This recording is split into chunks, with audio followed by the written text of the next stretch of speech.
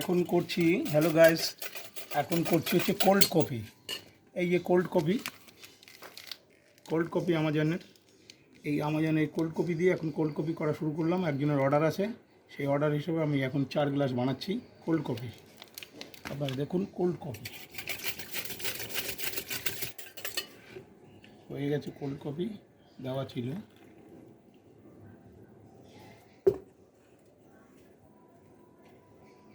তাই গেল।